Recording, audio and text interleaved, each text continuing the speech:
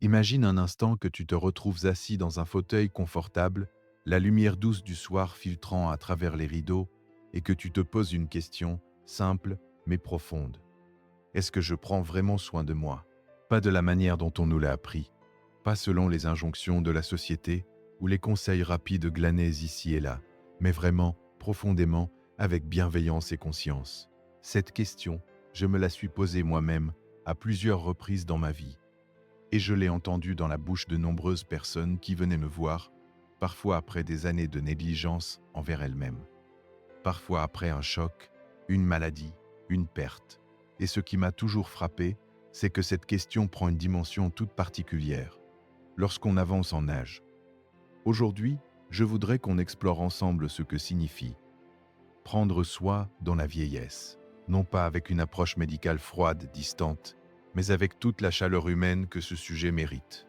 Parce que vieillir, ce n'est pas simplement un processus biologique, c'est une expérience intérieure, psychologique, spirituelle, même, et la façon dont on traverse cette période de la vie dit énormément sur qui on est, sur ce qu'on est encore capable d'apprendre.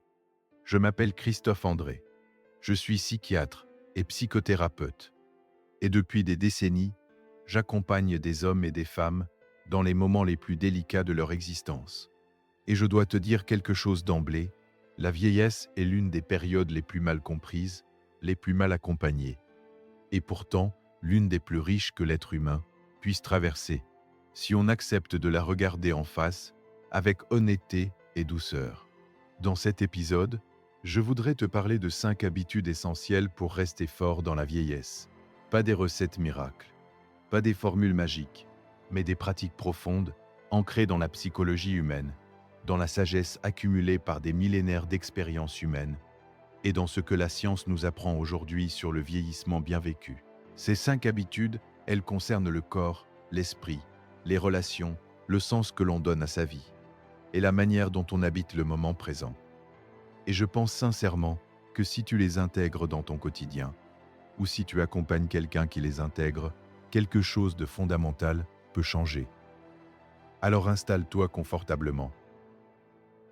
Prends une grande respiration et laisse-toi porter par cette conversation. Parce que c'est bien de cela qu'il s'agit, une conversation entre toi et moi, autour de quelque chose qui nous concerne tous, tôt ou tard. Commençons par le commencement.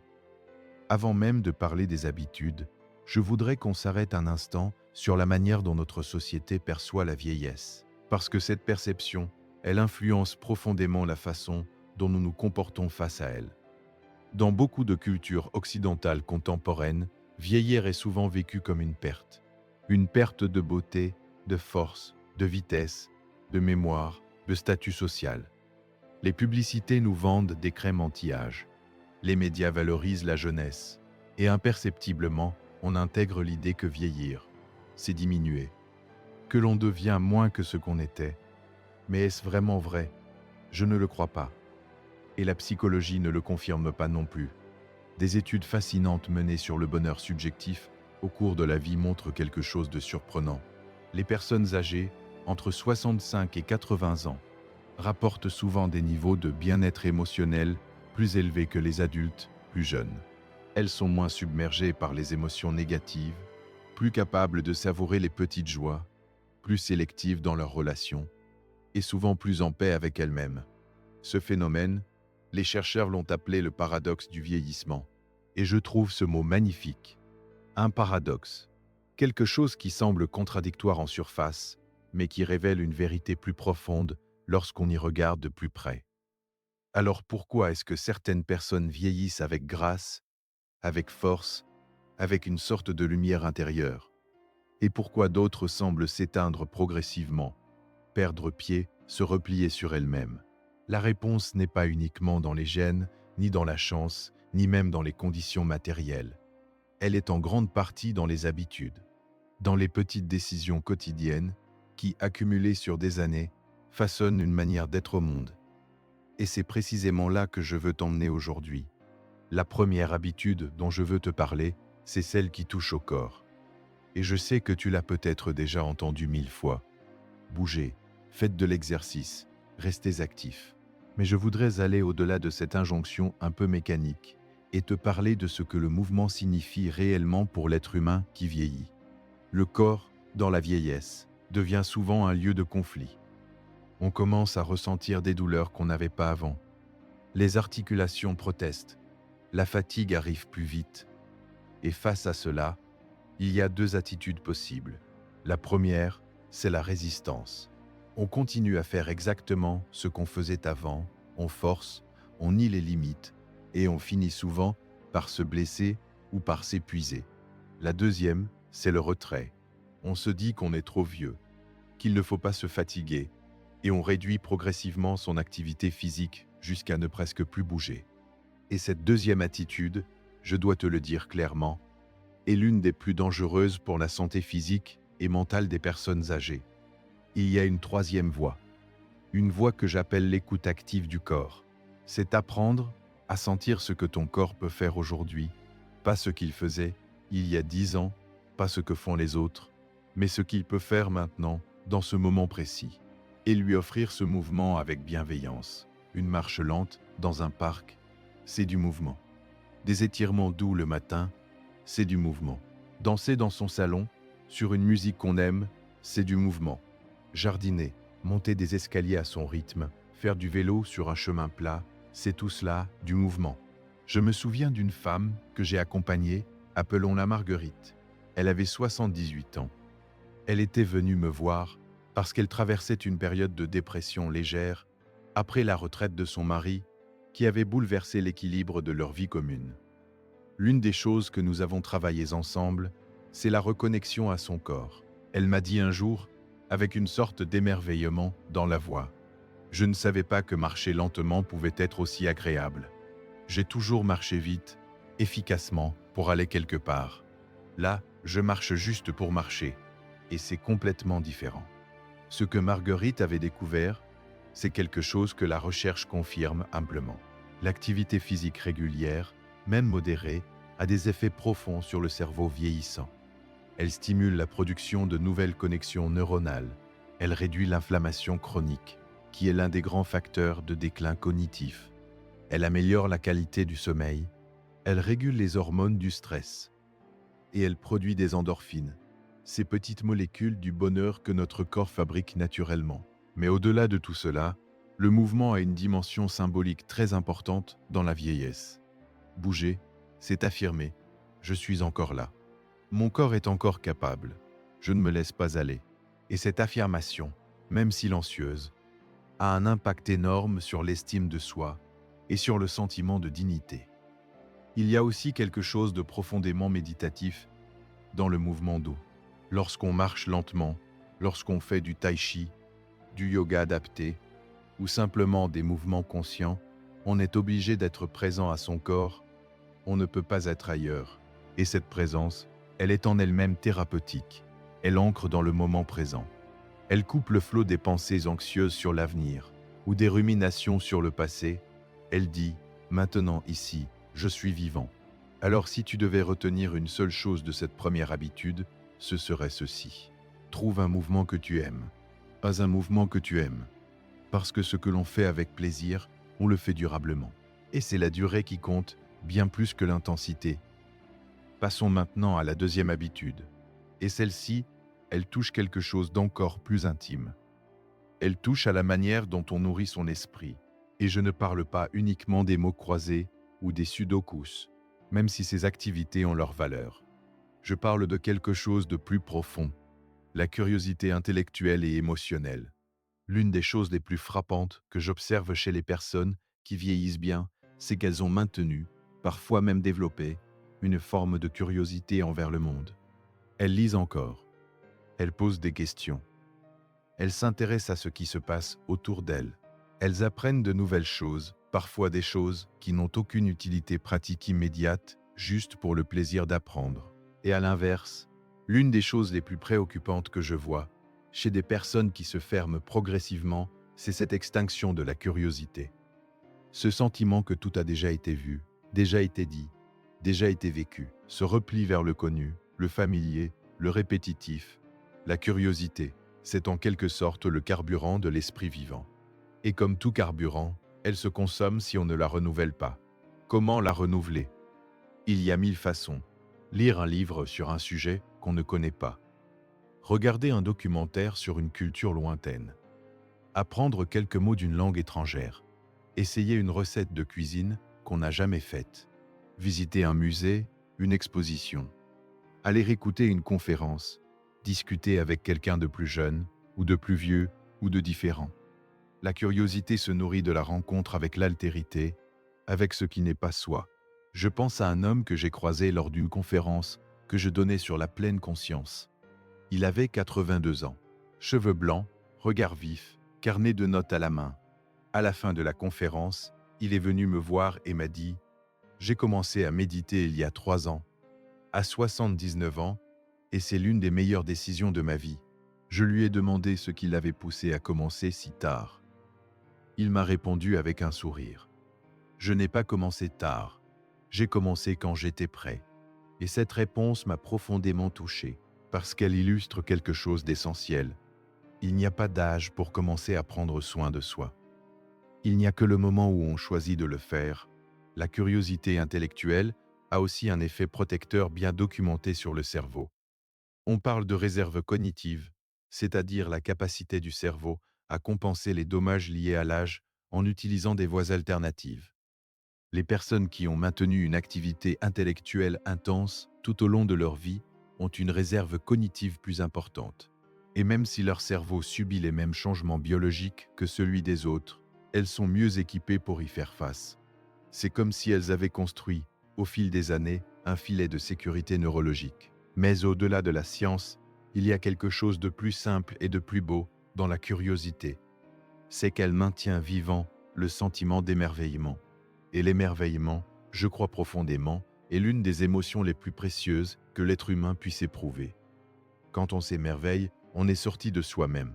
On est en relation avec quelque chose de plus grand.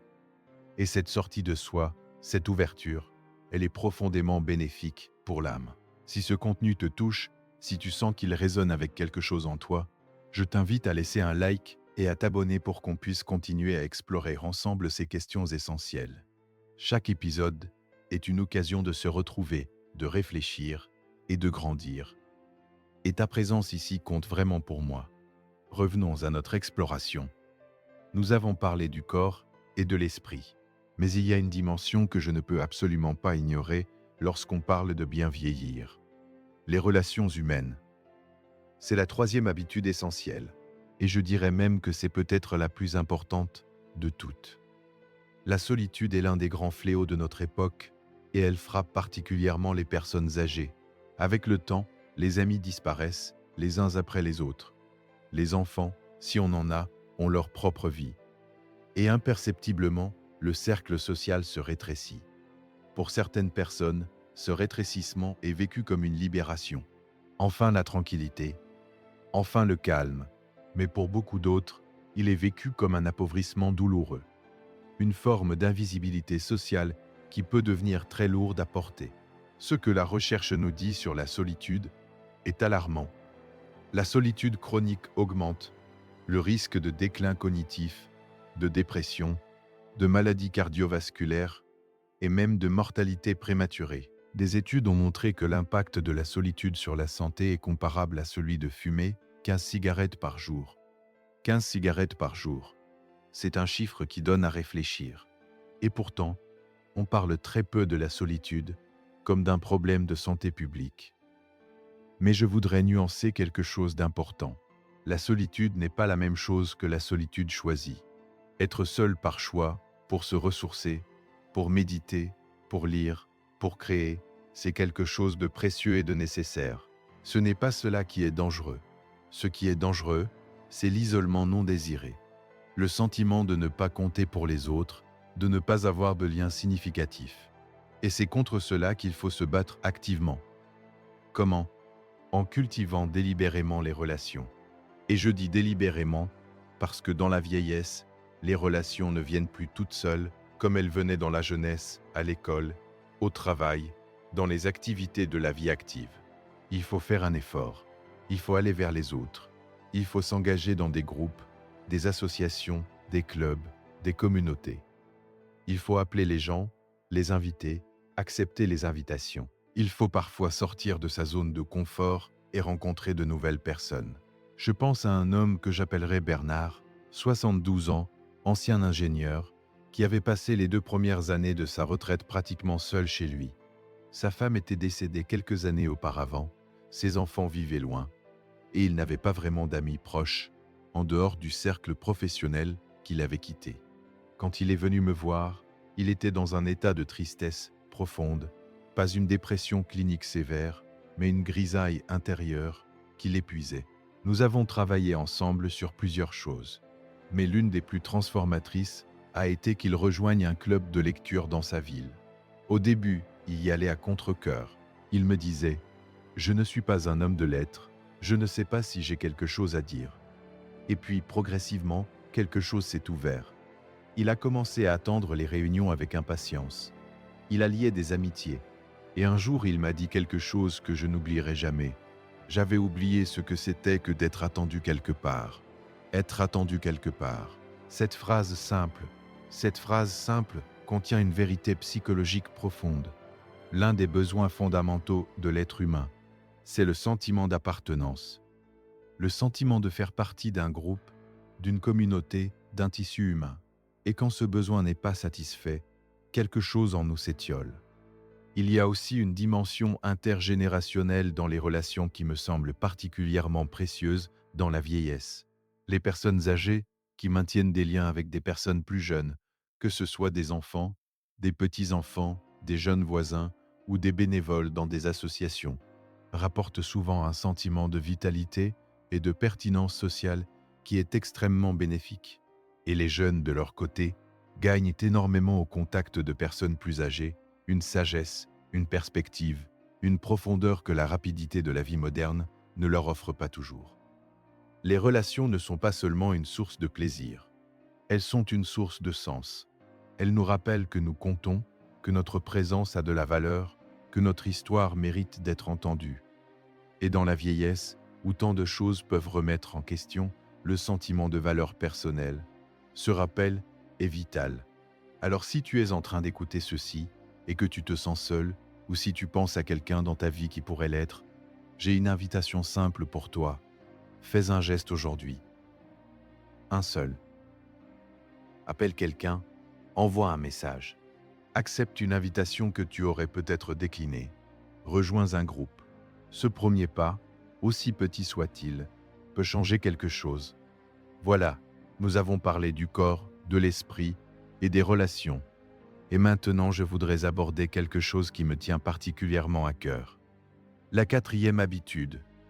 Elle est peut-être la plus subtile, la plus difficile à définir, mais aussi la plus puissante.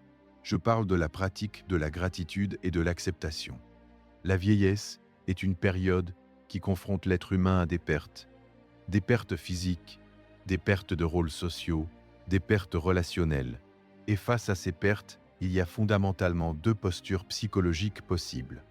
La première, c'est la résistance, le refus, la plainte. On se bat contre ce qui est.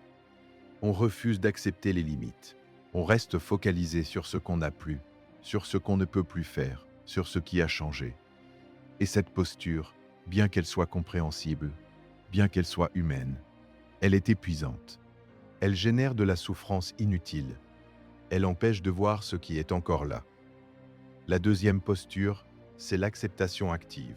Et je dis active, parce qu'il ne s'agit pas de résignation passive, pas de se dire tant pis, c'est comme ça, je ne peux rien y faire. Non, l'acceptation active, c'est reconnaître la réalité telle qu'elle est, avec ses limites et ses contraintes, et choisir de trouver, dans cette réalité, ce qui mérite d'être apprécié, savouré, célébré. La gratitude est l'une des pratiques psychologiques les mieux documentées en termes d'impact sur le bien-être.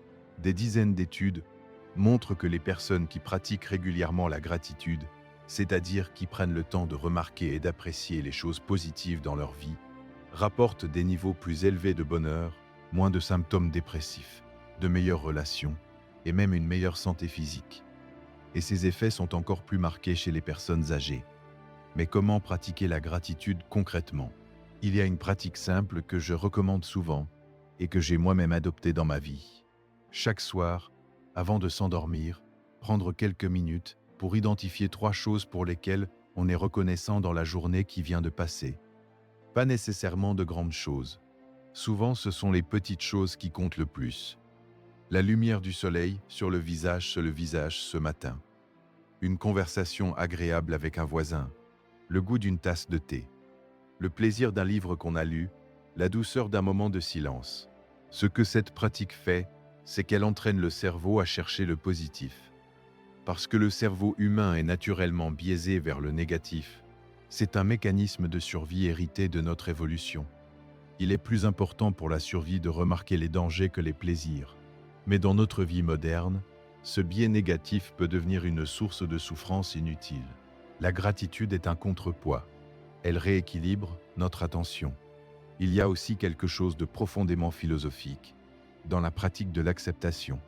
Les stoïciens de l'Antiquité, Marc Aurèle, Épictète, Sénèque, avaient compris quelque chose d'essentiel. La souffrance ne vient pas de ce qui nous arrive, mais de la résistance à ce qui nous arrive. Ce n'est pas la douleur qui est insupportable, c'est l'idée que la douleur ne devrait pas être là. Et cette sagesse ancienne trouve aujourd'hui une confirmation dans la psychologie moderne, notamment dans les thérapies basées sur l'acceptation, comme la thérapie actée, qui montre que l'acceptation de l'expérience difficile, plutôt que son évitement ou sa résistance, réduit considérablement la souffrance. Dans la vieillesse, l'acceptation prend une dimension particulière. Il y a des choses que l'on ne peut pas changer. Le corps qui ralentit, certaines capacités qui diminuent, les personnes qu'on a perdues. Et face à ces réalités, la seule liberté qui reste, c'est la liberté intérieure. La liberté de choisir comment on y répond. Et cette liberté, je crois, est la plus précieuse de toutes. Je me souviens d'une femme que j'ai accompagnée pendant plusieurs années. Elle avait 75 ans quand nous avons commencé à travailler ensemble. Elle souffrait d'une maladie chronique qui limitait sa mobilité. Et au début de notre travail, elle était consumée par la colère et la tristesse face à ce qu'elle avait perdu. Elle me disait « J'aimais tant marcher en montagne. Maintenant, je ne peux même plus monter 2 étages sans m'arrêter. » Et puis, progressivement, quelque chose a changé. Elle a commencé à trouver d'autres façons de se connecter à la nature qu'elle aimait tant. Elle s'est mise à la peinture, à reproduire des paysages de montagne. Elle a commencé à écouter des enregistrements de sons naturels. Et un jour, elle m'a dit « Je ne marche plus en montagne, mais la montagne est toujours en moi. » Et cette phrase m'a touché profondément. Parce qu'elle illustre ce que l'acceptation peut créer, non pas une résignation, mais une transformation. Si ce que nous explorons ensemble te parle, si tu sens que ces réflexions peuvent enrichir ta vie ou celle de quelqu'un que tu aimes, pense à laisser un like et à t'abonner. C'est une façon simple de nous dire que ce travail a du sens et ça nous permet de continuer à créer du contenu qui compte vraiment. Nous arrivons maintenant à la 5e et dernière habitude essentielle. Et je l'ai gardée pour la fin, non pas parce qu'elle est moins importante, mais parce qu'elle est en quelque sorte le couronnement de toutes les autres. Je parle du sens que l'on donne à sa vie. Viktor Frankl, psychiatre autrichien qui a survécu au camp de concentration et qui a fondé la logothérapie, une thérapie basée sur la recherche de sens, a écrit quelque chose qui m'a profondément marqué. L'être humain peut supporter presque n'importe quel, comment s'il a un pourquoi, une raison d'être, une raison de se lever le matin, une raison de continuer. Et dans la vieillesse, cette question du sens prend une acuité particulière. Pendant toute la vie active, le sens est souvent fourni par des structures extérieures. Le travail, les responsabilités familiales, les projets professionnels, et puis, avec la retraite, avec le départ des enfants, avec la diminution des engagements sociaux, ces structures s'effacent et certaines personnes se retrouvent face à une question qu'elles n'avaient peut-être jamais vraiment posée. Mais en dehors de tout ça, qui suis-je? Et à quoi est-ce que je sers? Cette question peut être source d'angoisse, mais elle peut aussi être source d'une liberté extraordinaire, parce que c'est peut-être la première fois dans leur vie que ces personnes ont la possibilité de choisir librement ce qui a du sens pour elles, sans les contraintes du travail, sans les obligations sociales, sans le regard des autres. Et cette liberté, si on l'accueille avec courage, peut ouvrir des espaces de vie insoupçonnés. Comment trouver le sens dans la vieillesse? Je crois qu'il y a plusieurs chemins. Le premier, c'est la transmission. Transmettre ce qu'on a appris, ce qu'on sait, ce qu'on a vécu. Aux enfants, aux petits-enfants, aux jeunes qui nous entourent. Écrire ses mémoires, même juste pour soi. Raconter des histoires. Partager une compétence. Enseigner, mentorer. Il y a quelque chose de profondément satisfaisant dans l'idée que ce que l'on a vécu ne disparaîtra pas avec soi, qu'il y aura une trace, une continuité. Le deuxième chemin vers le sens, c'est l'engagement. S'engager dans quelque chose qui dépasse soi-même. Une cause, une association, une communauté, un projet. Les personnes âgées qui font du bénévolat, qui s'engagent dans des associations, qui contribuent à leur communauté, rapportent des niveaux de bien-être et de sens significativement plus élevés que celles qui ne le font pas, parce que l'engagement nous sort de notre propre histoire, de nos propres préoccupations, et nous connecte à quelque chose de plus grand. Le troisième chemin, c'est la créativité. Et ici, je veux être très clair. La créativité n'est pas réservée aux artistes. La créativité, c'est simplement l'expression de soi à travers une activité. Ça peut être la peinture, l'écriture, la musique, le jardinage, la cuisine, l'artisanat, la photographie. N'importe quelle activité dans laquelle on met quelque chose de soi, dans laquelle on crée quelque chose qui n'existait pas avant. Et cette création, même modeste, même privée, a un impact profond sur le sentiment de valeur et de sens. Je pense à un homme de 85 ans qui avait commencé à écrire sa biographie à l'âge de 82 ans. Il n'avait jamais écrit de sa vie. Il était charpentier à la retraite. Et il m'a dit, je voulais que mes arrière-petits-enfants sachent qui j'étais. Pas juste un vieux monsieur dans un fauteuil, mais quelqu'un qui avait vécu, qui avait aimé, qui avait souffert, qui avait construit des maisons de ses mains. Et quand il m'a montré les premières pages de ce qu'il avait écrit, j'ai été touché par la force et la beauté de ce texte simple, direct, profondément humain. Le sens, enfin, peut aussi se trouver dans la spiritualité. Et ici, je parle de spiritualité au sens large, pas nécessairement religieux. Je parle du sentiment de connexion à quelque chose qui dépasse l'individu. Que ce soit la nature, l'univers, une tradition religieuse, une pratique méditative, un sentiment de continuité avec les générations passées et futures. Les personnes qui ont une vie spirituelle active, quelle qu'en soit la forme, vieillissent généralement mieux. Elles ont une meilleure capacité à faire face à la souffrance, à accepter les pertes, à trouver de la paix face à la mort. Et je voudrais dire quelque chose sur ce dernier point, la mort. Parce que c'est un sujet qu'on évite souvent, mais qui est intimement lié à la question du sens dans la vieillesse. Penser à sa propre mort n'est pas morbide. C'est, au contraire, l'une des pratiques les plus vivifiantes qui soit. Les philosophes stoïciens avaient une pratique qu'ils appelaient la memento mori, le souvenir de la mort, non pas pour se déprimer, mais pour rappeler la préciosité de chaque instant. Parce que c'est souvent face à la finitude que l'on comprend vraiment ce qui compte. Les personnes qui ont réfléchi à leur mort, qui l'ont acceptée comme une partie naturelle de la vie, sont souvent celles qui vivent le plus pleinement. Elles ne gaspillent pas leur énergie à fuir une réalité inévitable. Elles l'intègrent et cette intégration les libère pour vivre plus pleinement dans le présent. Je pense à une phrase que j'aime beaucoup, dont on attribue la paternité à différentes personnes selon les sources, mais qui dit quelque chose d'essentiel. Ce n'est pas la mort que je crains, c'est de ne pas avoir vraiment vécu. Et cette phrase, je crois, résume parfaitement ce que nous cherchons tous, à n'importe quel âge. Vivre vraiment, être présent, aimer, créer, contribuer, s'émerveiller. Avant de conclure, je voudrais revenir sur quelque chose qui traverse toutes ces 5 habitudes. Quelque chose qui est, en quelque sorte, leur fondement invisible. Je parle de la bienveillance envers soi-même, la compassion pour soi-même. C'est quelque chose que j'observe très souvent dans ma pratique clinique. Les personnes qui vieillissent le moins bien ne sont pas nécessairement celles qui ont eu la vie la plus difficile. Ce sont souvent celles qui sont les plus dures envers elles-mêmes, celles qui se jugent constamment, celles qui ne se pardonnent pas leurs erreurs passées, celles qui ont des standards impossibles à atteindre, et cette dureté intérieure, elle épuise, elle ronge, elle empêche de profiter de ce qui est là, La bienveillance envers soi-même, c'est apprendre à se traiter avec la même gentillesse qu'on offrirait à un ami cher. Quand on fait une erreur, au lieu de se flageller, se dire « c'est humain ». Quand on a des limites, au lieu de les nier, au lieu de les maudire, les accepter avec douceur. Quand on souffre, au lieu de se dire que l'on devrait aller mieux, s'autoriser à souffrir et à chercher du soutien. La psychologue Christine Neff, qui a beaucoup travaillé sur la compassion pour soi-même, a montré que cette qualité est l'un des meilleurs prédicteurs du bien-être psychologique. Et contrairement à ce qu'on pourrait croire, la compassion pour soi-même ne rend pas paresseux ou indulgent. Elle rend plus résilié, plus capable de faire face aux difficultés, plus ouvert au changement.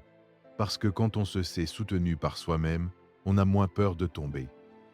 Alors, si tu devais retenir une seule chose de tout ce que nous avons exploré aujourd'hui, ce serait peut-être celle-ci. Sois ton propre ami, ton meilleur ami. Celui qui ne te juge pas, qui ne t'abandonne pas, qui est toujours là. Parce que c'est toi qui seras avec toi jusqu'au dernier instant. Et cette relation avec toi-même, elle mérite toute ton attention, toute ta tendresse, tout ton soin. Nous voilà arrivés à la fin de notre exploration. Et je voudrais prendre quelques minutes pour récapituler ensemble le chemin que nous avons parcouru. Et pour te laisser avec quelques pensées qui, j'espère, continueront à résonner en toi après que tu auras terminé d'écouter cet épisode. Nous avons parlé de 5 habitudes essentielles pour rester fort dans la vieillesse. La première, c'est bouger. Offrir à son corps un mouvement régulier, doux, aimant, pas pour performer, mais pour rester vivant, ancré, présent. La deuxième, c'est nourrir sa curiosité. Maintenir cette flamme de l'intérêt pour le monde, pour les autres, pour les idées, parce que la curiosité est le signe que l'esprit est encore en vie. La troisième, c'est cultiver les relations. Aller vers les autres, maintenir des liens, créer de nouveaux espaces d'appartenance. Parce que l'être humain est un être de lien, et que sans lien, il se dessèche. La quatrième, c'est pratiquer la gratitude et l'acceptation.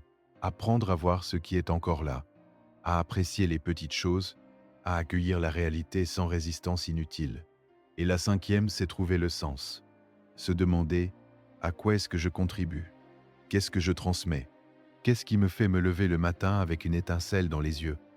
Ces 5 habitudes ne sont pas des recettes. Ce sont des invitations à vivre plus pleinement, plus consciemment, plus amoureusement. Et elles s'appliquent à tous, pas seulement aux personnes âgées. Parce que bien vieillir, ça commence maintenant.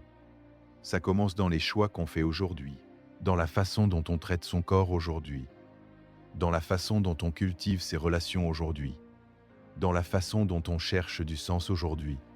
Je voudrais terminer avec une image qui me tient à cœur. Imagine un arbre ancien. Un chêne, par exemple, qui a traversé des siècles. Il a été frappé par des tempêtes. Certaines de ses branches ont été brisées. Il porte les cicatrices du temps sur son écorce. Mais il est toujours là, debout, profondément enraciné. Et c'est précisément parce qu'il a traversé tout cela, parce qu'il a connu les tempêtes et les sécheresses et les hivers rigoureux, qu'il est devenu ce qu'il est, un être d'une force et d'une beauté incomparables. Et les oiseaux viennent s'y poser, et les enfants viennent s'asseoir à son ombre, et les promeneurs lèvent les yeux vers lui, avec quelque chose qui ressemble à du respect, peut-être même à de la vénération. C'est cela, vieillir avec grâce, devenir cet arbre, porter ses cicatrices avec dignité, offrir son ombre aux autres, rester enraciné, même quand le vent souffle fort. Et toi, qui que tu sois, quelle que soit la saison de ta vie dans laquelle tu te trouves, en ce moment, tu as en toi la capacité de devenir cet arbre, de cultiver ses racines, de grandir encore, d'offrir encore. La vieillesse n'est pas une fin, c'est une saison, et comme toutes les saisons, elle a sa beauté propre, ses dons particuliers, sa lumière unique. Il suffit d'avoir les yeux pour la voir. Merci de m'avoir accompagné jusqu'ici. Merci pour ta présence, ton écoute, ton ouverture. Ce que nous faisons ensemble dans ces épisodes, c'est un travail précieux. Un travail sur soi, sur sa façon de voir le monde, sur sa façon d'habiter sa propre vie. Et je suis touché que tu choisisses de le faire avec moi. Si cet épisode t'a été utile, si tu sens qu'il t'a apporté quelque chose, je t'invite à t'abonner pour ne manquer aucun des prochains épisodes. et partage-le avec quelqu'un qui pourrait en avoir besoin. Peut-être un parent, un ami, quelqu'un qui traverse une période difficile et qui aurait besoin d'entendre que vieillir peut être beau, que la vie a du sens à chaque âge et qu'il n'est jamais trop tard pour prendre soin de soi. On se retrouve dans le prochain épisode. Prends soin de toi, avec douceur, avec constance et avec cette bienveillance que tu mérites pleinement.